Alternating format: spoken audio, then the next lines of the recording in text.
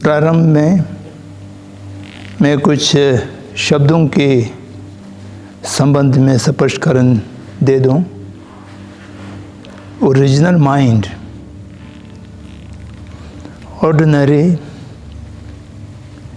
Rational mind, ये दो शब्द बातचीत की प्रक्रिया में हम लोगों ने प्रयोग किया है। मेरे शब्द हैं, ये कोई शास्त्रीय या पारिभाषिक शब्द नहीं हैं। यहाँ पर माइंड उस माने में हमने प्रयोग किया है कि शरीर, वाक्य और चित्त जो व्यक्ति का 3 अंग हैं एक व्यक्तित्व बनने के लिए, तो उसमें से यह चित्त के रूप में या साधारण my mind is not clear, I am mentally disturbed, और his mental attitude is something like that, जो रोज़ की बातचीत में आने वाले माइंड की बात है। लेकिन उसको मैंने शुरू में मानस, बुद्धि, चित्त और ज्ञान या विज्ञान, इन सब शब्दों का इसलिए जिक्र किया था कि मैं जिस माइंड की बात कर रहा हूँ वो बौद्ध वांग्मय के या बौद्ध दर्शन की पारिभाषिक के शब्दों में उपयोग होने वाले उस माइंड के विषय में है। अगर उसको भारतीय अन्य दर्शनों के साथ तुलना किया जाए तो आज जैसा लोगों ने कहा कि कहीं कहीं दार्शनिक प्रस्थानों में माइंड को जड़ता भी माना गया हो, ऐसा भी प्रस्थान है, लेकिन वो अलग चीज़ है। तो यहाँ मैं जो उपयोग कर रहा हूँ वो साधारण, जिसके अंदर विचार, थॉट, सेंसेशन, फीलिंग, अनुभव सब चीज़ होता है, उसको मैं माइंड करके, एक को ओरिजिनल माइंड, एक को ऑर्डिनरी रैशनल माइंड, ऐसा करके कहा गया है। तो इसलिए इसको बहुत अन्य दर्शनों के पारिभाषिक शब्दों के साथ तुलना ना किया जाए। अगर तुलना करने का आवश्यकता होगा तो कर लेंगे, लेकिन वो दूसरा प्रस्थान होगा।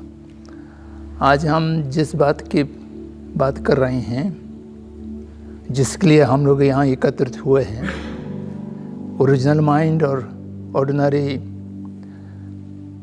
रैशनल माइंड की बात को आध्यात्मिक साधना के संदर्भ में बात नहीं कर रहे हैं। हम लोग सामाजिक सेवा के लिए समाज में आधुनिकता की जो प्रतरण है उससे हम कैसा बचा जा सकें, इसके लिए ये 2 शब्द का चिंतन हो रहे हैं। तो इसलिए इसको इसमें ही सीमित रखना बेटर होगा। तो इसको और उलझाने के या और सुषमता में जाने के या दार्शनिक प्रक्रिया में या चिंतन में जाने के आवश्यकता मुझे नहीं लगता है। तो ये 2 शब्द किस संदर्भ में आया है? आधुनिकता और परंपरा, ये 2 अलग चीज़ हैं। परंपरा लुप्त हो गए हैं, आधुनिकता छा गए हैं। आधुनिकता छा जाने से मानव मात्र ही नहीं, समस्त प्राणी मात्र और प्राकृतिक जगत सब में हानि पहुंचा है।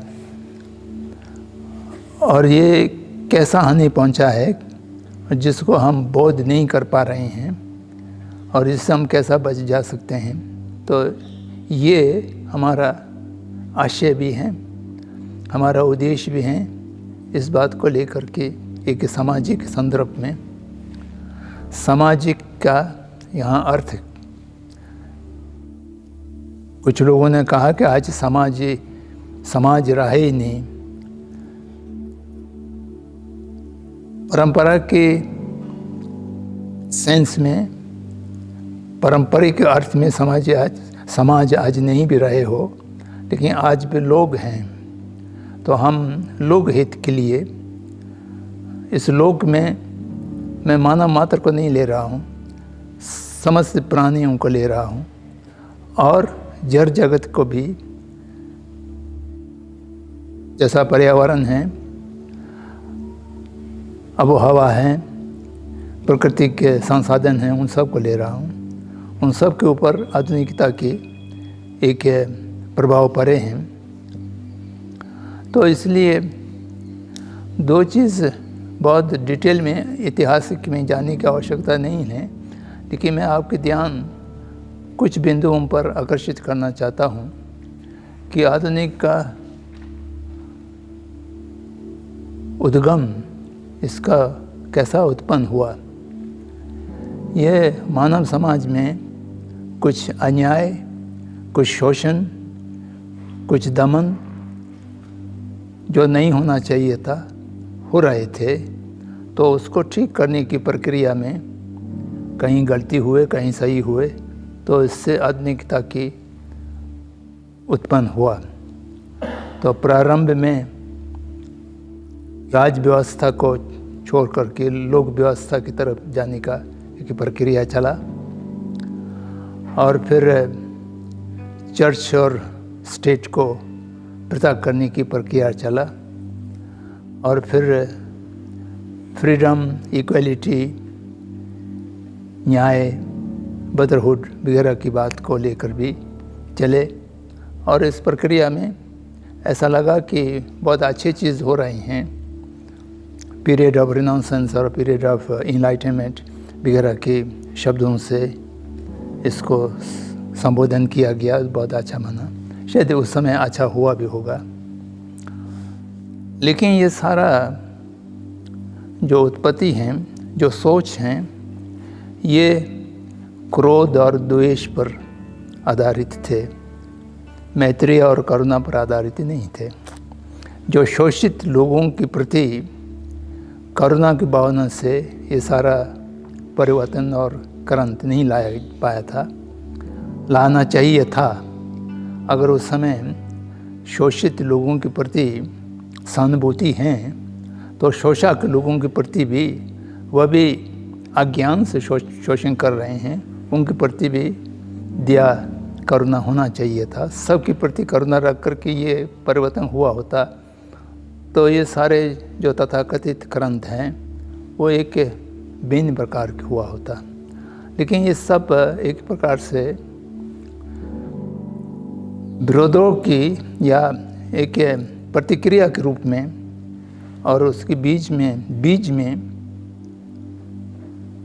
क्रोध था, द्वेष थे, बदला लेने की भावना था, शोषक वर्ग को समाप्त करने की अगर संभव हो तो ऐसा भी भावना शायद हो सकता है। इसलिए जो चित्तवृत्ति से, मानसिकता से इन सारे कार्यों को प्रारंभ हुआ, वो थोड़ा त्रुटि रह गए। तो जिसके परिणाम साधन में भी हिंसा अहिंसा की कोई फर्क नहीं की गई। जहाँ जहाँ हिंसा संभव था या लोगों ने आवश्यक समझा, वहाँ पर हिंसा भी किया गया, और हिंसा भी बहुत क्रूरता से। इतिहास को देखेंगे ऐसा होते रहे हैं। तो ये तो उत्पत्ति की जो त्रुटियाँ थे। तो उसके बाद जिन जिन चीज़ों के माध्यम से परिवर्तन लाया गया है, उसमें कुछ सोच विचार करके कुछ आन जानों में बहुत सारी चीज़ें उलट गया। परंपरा में जो कुछ था, यहाँ मैं परंपरा के शब्द इस्तेमाल करता हूँ, तो जितना भी पुराना रीति रिवाज थे सबको मैं नहीं कहता हूँ। पुराना रीति रिवाज सैकड़ों वर्षों से चलते आ रहे हो, उसमें बहुत गलतियाँ था, जो त्रुटि भी थे उसको समाप्त करना चाहिए था। लेकिन परंपरा के शब्द कुमार स्वामी की जैसा परिभाषित किया है उस तरह से मैं भी मानता हूँ। वो चीज़ जो एक पद्धति या एक ऑर्डर या एक व्यवस्था प्रामाणिक स्रोत से आए हो। प्रामाणिक स्रोत का अर्थ है सर्वज्ञान, जो जान करके किसने बताया है। इसमें भारतीय दृष्टि से देखा जाए तो प्रामाणिक स्रोत कहते हैं, और पश्चात या क्रिश्चियन से कहा जाए तो from the divine source, come from the divine source and come down without break of the lineage। गुरु शिष्य lineage, एक गुरु ने कहा, शिष्य ने सुना, फिर उसको आगे जनरेशन टू जनरेशन इसका lineage कहीं पर टूटा ना हो। और उसके साथ साथ आज भी समय के तार्किक की दृष्टि से रियल लॉजिक के माध्यम से वेरीफाइबल हो। तो ये तीन चीज़ जिसमें होगा तो उसको परंपरा कहते हैं। अन्यथा रीति रिवाज में या आदतों में बहुत सा गलती चीज़ शुरू में भी हुआ करता था, आज भी हैं। आधुनिकता भी जो बहुत बुरे चीज़ थे जिनको हटाना चाहिए था वो आज तक हटा नहीं पाए हैं। अच्छे चीज़ों को हटा दिया गया है। ये भी एक दुर्भाग्य की बात हुई। तो उस आधुनिकता में परंपरा की व्यवस्थाओं को क्या क्या उल्टा, वो बहुत चीज़ हैं। उसमें से मैं 4-5 चीज़ आपके ध्यान आकर्षण के लिए, शायद आप जानते भी होंगे। परंपरा में मन को ज़्यादा महत्व दिया जाता था। मन ठीक रहें तो शरीर भी स्वस्थ रहेंगे। तो मन को स्वस्थ रखने की प्रक्रिया से शरीर को स्वस्थ रखने की चेष्टा करते थे। और मन के विकास से व्यक्ति की विकास होगा, और मन के विकास से शरीर के विकास होगा, समाज के विकास होगा। तो चाहे शिक्षा पद्धति में हो, चाहे स्वास्थ्य की पद्धति में हो, उस समय मन को प्रधानता देते थे, शरीर को गौण रखते थे। आज वो उलट गया है। मन के प्रति कुछ भी नहीं है। हिंद स्वराज में विस्तार से लिखा है कि आज जो सारे शिक्षा है वो शरीर के लिए हैं, शरीर की सुविधाओं के लिए हैं, अक्षरजांग हैं, तो आप जानते हैं। और दूसरा स्व और पर। परंपरा में पर को ज़्यादा महत्व देते थे। अगर कहीं बलिदान देना हो, सेक्रीफाइस करना हो तो स्व को पहले करना चाहिए। अन्य लोगों के लिए अपने को प्रस्तुत रखना चाहिए, ये सोचते थे। अगर पर को ज़्यादा महत्व नहीं भी दें तो अधिकांश परंपरा में स्व पर समता, जितना मैं अपने के लिए महत्वपूर्ण हूँ बाकी सभी उतना ही महत्वपूर्ण हैं। तो ये समता का बहुत सा तर्क है। तो वह आज उलट गया है। स्व को ज़्यादा इंडिविजुअल फ्रीडम, इंडिविजुअल राइट्स, ये सारे चीज़ ज़्यादा महत्व की हो गया। अन्य लोगों के लिए, समाज के लिए, और अन्य लोगों में बाकी जीव जंतु भी हैं, प्रकृति के संपदा भी हैं, वो सब उसमें हो गया। और उसी प्रकार से सामाजिक और व्यक्ति, समाज ज़्यादा महत्वपूर्ण होते थे। व्यक्ति समाज के लिए अपने को प्रस्तुत रखना होता था। तो आज सामाजिक हित और व्यक्तिगत हित में, सोशल राइट्स और इंडिविजुअल राइट्स में इंडिविजुअल राइट को आगे कर दिया। और उस प्रकार से मनुष्य सामाजिक प्राणी होने के नाते हर चीज़ परस्पर आश्रित हुआ करते हैं। वो आज भी हैं, उसमें कोई बदलाव नहीं आया है, वो एक प्रकृति के नियम है। कोई भी मनुष्य कुल की, घर की, परिवार के बिना ना जन्म ले सकते हैं, ना बढ़ सकते हैं, ना जी सकते हैं। हम 100% कुल पर या समाज पर निर्भर हैं। तो इस बात को भूल गया है कि सामाजिक हित को व्यक्तिगत हित को सामाजिक हित से आगे रख दिया है। तो वो एक व्यवस्था में ठीक उलट हुआ। और परंपरा में दायित्व को मनुष्य के लिए बहुत बड़ा महत्वपूर्ण माना जाते थे। अपने ड्यूटी, अपने दायित्व पूर्ण करना एक मनुष्य होने के नाते अनिवार्य समझते थे। और दायित्व पूरा करेंगे तो अपने अधिकार हैं उसका कोई भी नहीं छीन सकते हैं, कोई भी हानि नहीं कर सकते हैं। तो इसलिए दायित्व की बात के अलावा अधिकार की बात नहीं होते थे। लेकिन आज उसका पूरा उल्टा हो गया है। तथाकथित यूएनओ के सर्वभौम तथाकथित है, सर्वभौम विज्ञापन है, डिक्लेरेशन है human rights. Human rights declaration के पश्चात इस दुनिया में कितना ह्यूमन राइट्स वायलेशन हुआ है, अगर वो देखा जाए तो आपको ऐसा लगेगा कि वह डिक्लेरेशन जानबूझ करके ह्यूमन राइट्स को वायलेट करने के लिए किया गया हो, और उसमें कहीं पर भी ह्यूमन ड्यूटी की बात नहीं है। ह्यूमन ड्यूटी, ह्यूमन रिस्पॉन्सिबिलिटी के लिए भी एक दस्तावेज होना चाहिए, ऐसा वर्ल्ड पार्लियामेंट ऑफ रिलीजन्स ने सोचा था।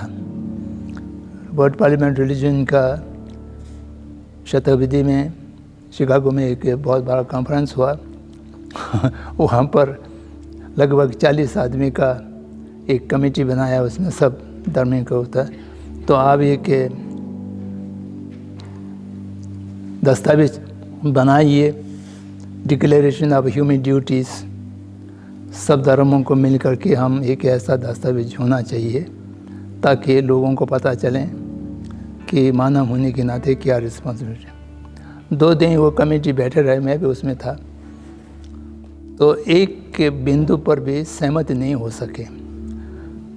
किस परंपरा में जो दायित्व समझते हैं दूसरे परंपरा में नहीं समझते हैं, फिर वो कोई ड्राफ्ट नहीं बना सका। तो ये धार्मिक परंपराओं की दोष नहीं है। वहाँ पर जो भी रिप्रेजेंटेटिव्स बैठे थे वो सब आधुनिक के एजुकेशन से अप टू डेट थे, तो इसलिए उसमें कुछ बांध नहीं पाए। तो ये एक उल्टा हो गया। और तत्कालिक और दीर्घगामी की जो बात है, बहुत समय के बाद आने वाली चीज़ को सोचना और तत्कालिक हित को सोचना।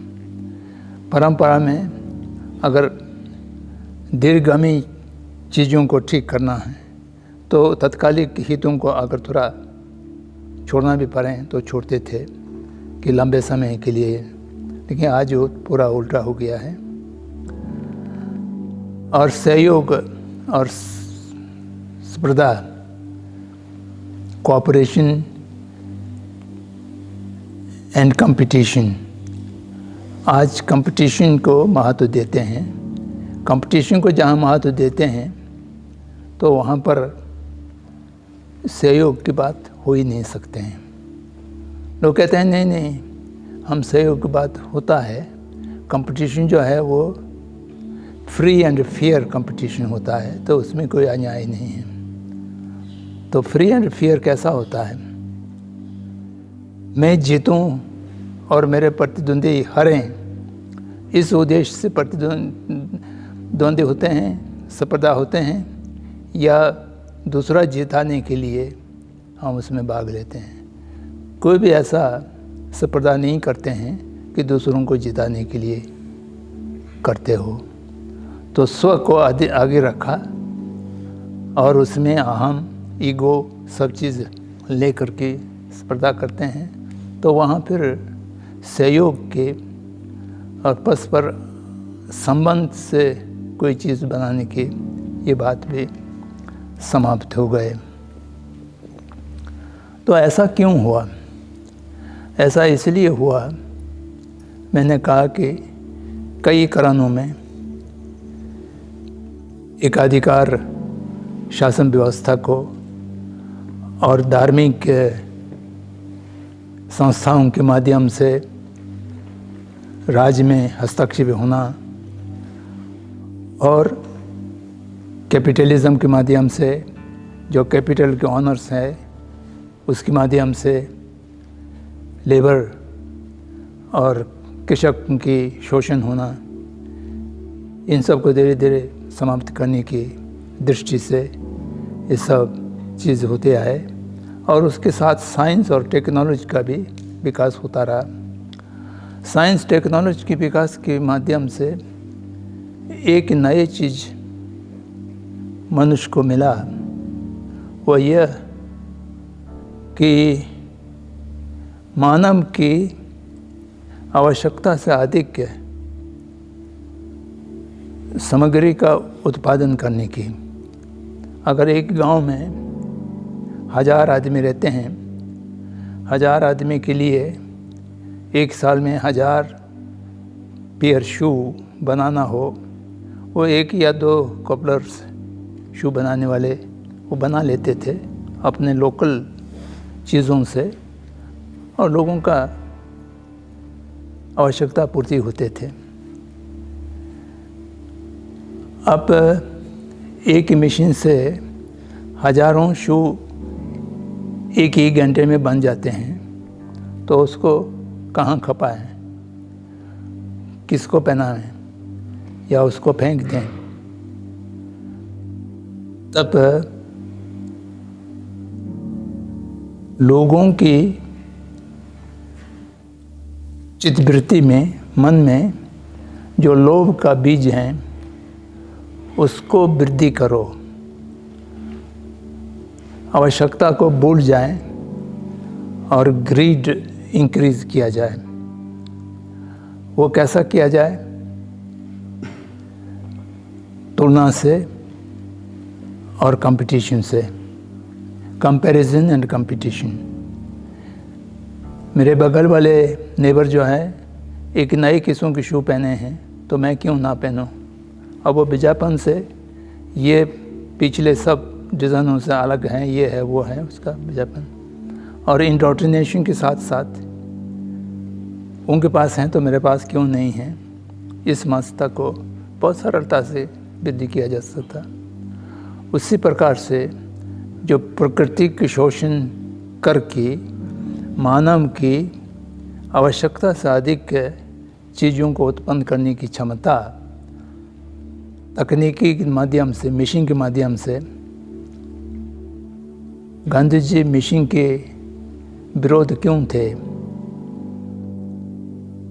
कहीं उन्होंने लिखा भी है कि मैं मशीन का विरोध नहीं हूँ, मशीन के पीछे जो मानसिकता है उसकी विरोधी हूँ। वो सही बात है। कई मशीनों को उन्होंने अपवाद भी किया है। तो इससे 2 चीज़ हुआ, प्रकृति के संसाधनों का अनावश्यक शोषण हुआ और मानव की ग्रीड को, लोभ को डिस्प्रपोर्शनेटली इंक्रीज किया गया और मनुष्य को एक यूज़र हुआ करता था, उपयोग करने वाला हुआ करता था, उसको उपभोगी बना दिया, कंज्यूमर बना दिया। अब आप कोई चीज़ यूज़ नहीं कर रहे हैं, अब कंज्यूम कर रहे हैं। जैसा fire consumes the fuel, so we consume all the commodities which are being produced by big corporations or factories. तो हम चाहिए नहीं चाहिए इसकी बात नहीं है, हमें क्या आवश्यकता है उसकी सवाल ही नहीं है। आज एक नई चीज़ निकला है तो मेरे पास क्यों नहीं है। 50 जोड़ी जूता पड़े हो,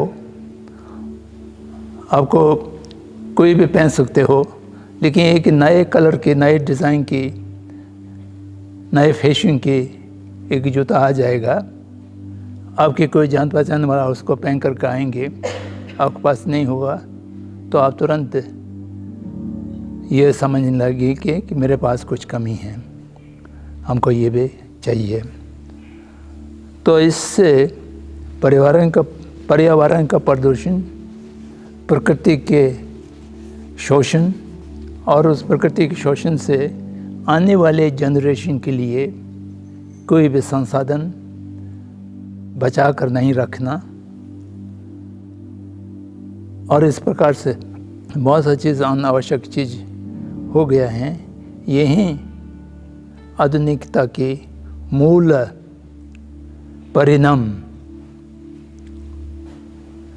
novelty, self grounding, violence, synonym to modernity, Saran साहब ने 4 शब्दों में जो संक्षिप्त किया है ये बिल्कुल सही है। नॉवेल्टी का अर्थ ये है कि कहीं से पुराना से नकल किया ना हो, एकदम इसका कोई पिछले कोई उपमा नहीं मिलते हो, चाहे कपड़ा हो चाहे कोई भी सामग्री हो, उसमें कोई सा थोड़ा सा अलग चीज़ बना लेते हैं, और उसके साथ साथ ये ग्रीड की वृद्धि करने के लिए और कंपटीशन करने के लिए,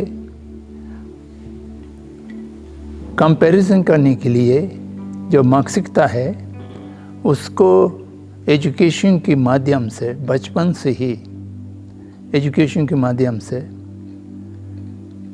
सिखाया नहीं जाता है, वह इंडोक्ट्रिनेट किया जाता है। इंडोक्ट्रिनेशन में कई चीज़ हैं।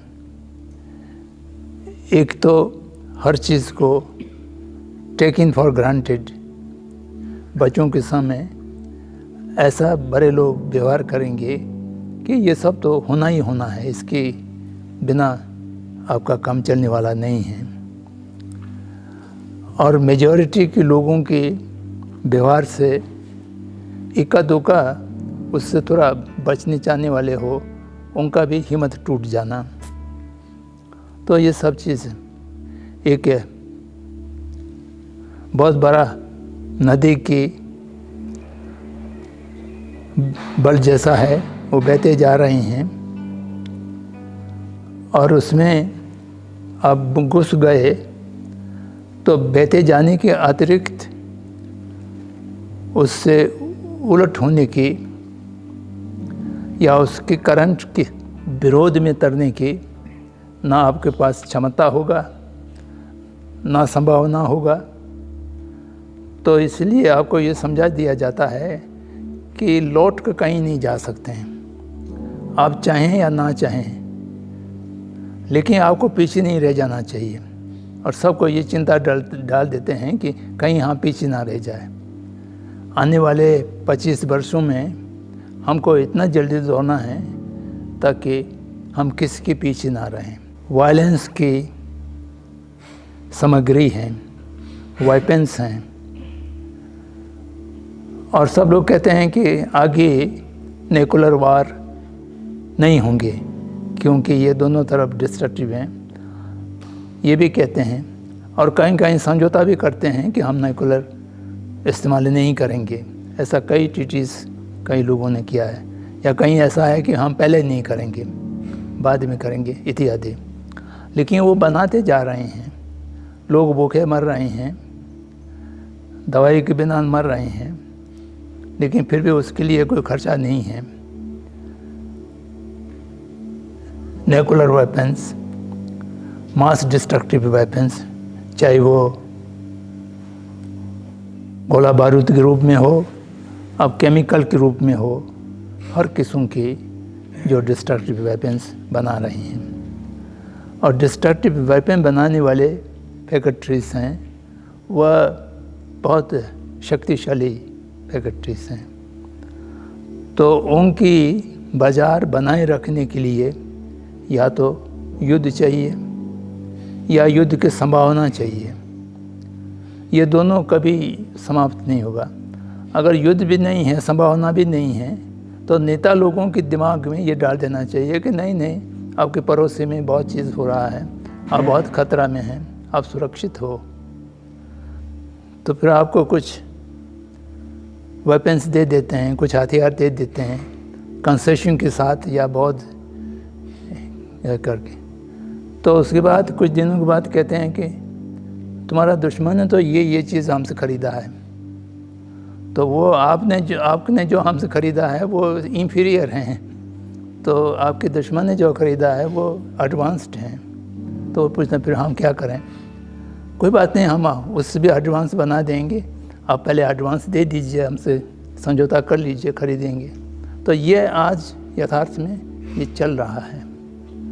तो ऐसा परिस्थिति में मनुष्य अपने फ्यूचर को कैसा सुरक्षित रखेंगे, इस पर्यावरण को कैसा सुरक्षित रखेंगे, ये पृथ्वी जो है प्राणियों की रहने लायक में हम कैसा रखा जा सकता है, ये सब प्रश्न हैं। और इस सब प्रश्न को ये कह कर के नकार दें कि मेरे उम्र में या मेरे जीवन में कुछ होने वाला नहीं है, हम तो सही सलामत चले जाएंगे। लेकिन ये कहने वाला भी कितने लोग होंगे? मेरे उम्र के लोगों को तो ये कह सकते हैं, लेकिन जो नवयुवक लोग हैं, 20-25 वर्ष के लोग हैं, वो ये कहने लायक ही नहीं हैं। अगर हम नहीं सोचेंगे तो लीडरशिप सोचेंगे, इसका उम्मीद बहुत कम लगता है। लीडरशिप के पास ओरिजिनल माइंड नहीं है, छिन चुका है। उनके पास केवल ऑर्डिनरी रैशनल माइंड बचा हुआ है। उस ऑर्डिनरी रैशनल माइंड में क्या कह दिया है कि national interest is the supreme, इसके आगे कुछ नहीं है। नेशनल इंटरेस्ट के लिए क्या करना चाहिए? आपके दुश्मन आपके ऊपर आक्रमण ना कर सकें, लड़ाई में आप हारे नहीं, उसके लिए पूर्ण रूप से आप तैयार रहें। और हर बरस अपने अस्त्र शस्त्र को अपग्रेड करते रहें, नए नए चीज़ें खरीदते रहें और इंफ्रास्ट्रक्चर्स बनाते रहें।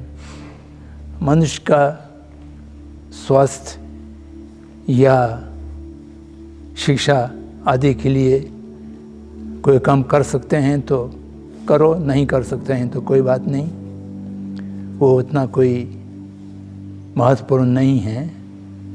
National defence is the top most priority.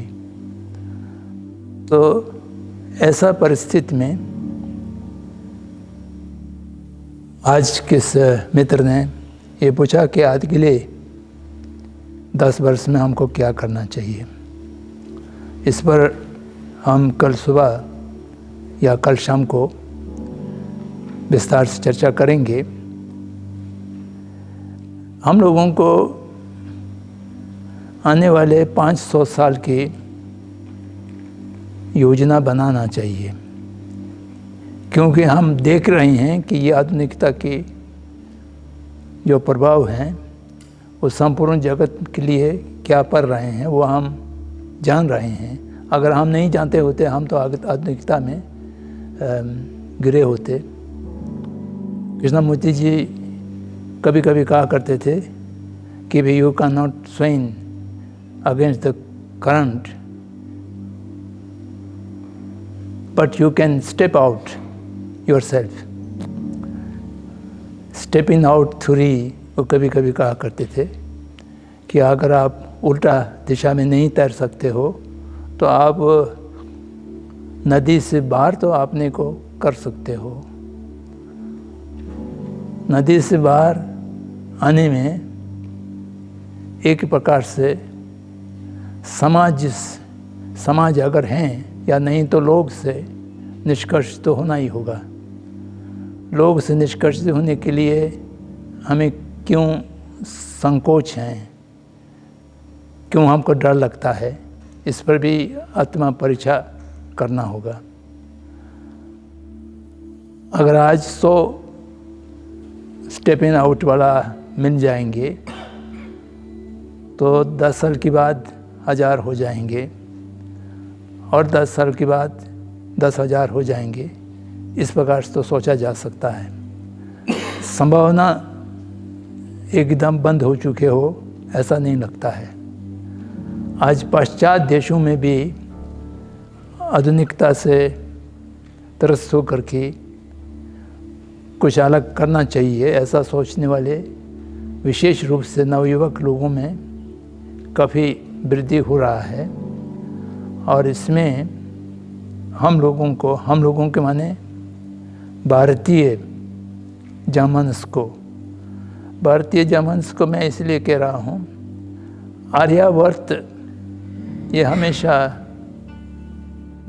संपूर्ण विश्व में